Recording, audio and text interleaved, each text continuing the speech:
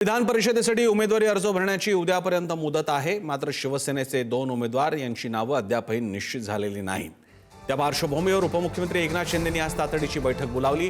पक्षाच्या नेते, उपनेते, महत्त्वाचे लोकप्रतिनिधी आणि प्रमुख पदाधिकारी यांची आज रात्री नंदनवन निवासस्थानी बैठक आहे। याशिवाय पक्षातील नाराजी, नेत्यांची वक्तव्य याबाबत एकनाथ शिंदे भूमिका स्पष्ट करणार असल्याची माहिती आहे।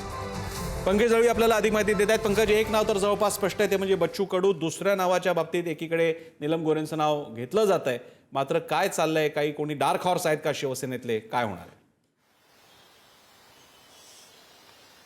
निश्चित शिवसेनेमध्ये जे काही अनिश्चित असतं आणि अचानक वेळी काय ती समोर येतं त्याचंच नाव शिवसेना असं आपण म्हणू शकतो। कारण गेल्या वेळी बघितलं ज्योती वाघमारे यांचं नाव अचानक पुढे आलं, यावेळी सुद्धा नीलम गोऱ्हे यांचं नाव जवळपास निश्चित मानलं जात आहे। मात्र पक्षांतर्गत विरोध आणि दिलेल्या एकनाथ शिंदे यांनी गेल्या काही काळात दिलेल्या भावनिक कमिटमेंट्स या गोष्टी अत्यंत महत्त्वाच्या आहेत किंवा हा फॅक्टर अत्यंत महत्त्वाचा आहे। अनेक 5 ते 6 लोकांना त्यांनी विधान परिषदेची कमिटमेंट दिलेली आहे, त्यामुळे त्याच्यापैकी कोणाला देतात हे पाहणं महत्त्वाचं असणार आहे। आपण आता बघितलं बच्चू कडूंनी त्यांची भावना व्यक्त केली, अगदी एकनाथ शिंदे यांचे पाईक बनून काम करायला तयार असल्याचं बच्चू कडूंनी सांगितलं। त्यामुळे तुम्ही म्हटलं तर बच्चू कडूंची जागा जवळजवळ निश्चित आहे। मात्र राहिली एक जागा, एक जागेसाठी कमीत कमी 8 ते 9 जण इच्छुक आहेत। त्यामुळे 8 ते 9 जणांमध्ये कोणाला आमदार केलं जाणार या इच्छुकांपैकी एकाचा विचार केला जाईल की एखादं धक्कादायक नाव पुढे येईल ते पाहावं लागणार आहे। कारण धक्कादायक नाव पुढे आणणं, धक्का देणं,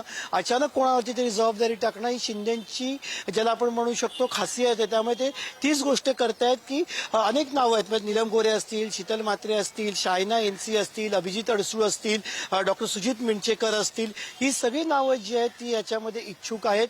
त्यामुळे यांच्यापैकी कोणाला उमेदवारी दिली जाते की आणखीन कोणाचं नाव पुढे येतं हे संध्याकाळपर्यंत क्लिअर होण्याची शक्यता आहे। रात्री उशिरापर्यंत किंवा उद्या सकाळपर्यंत नावं जाहीर करतील किंवा ज्याचं नाव असणार आहे थेट जाऊन अर्ज भरू शकतो।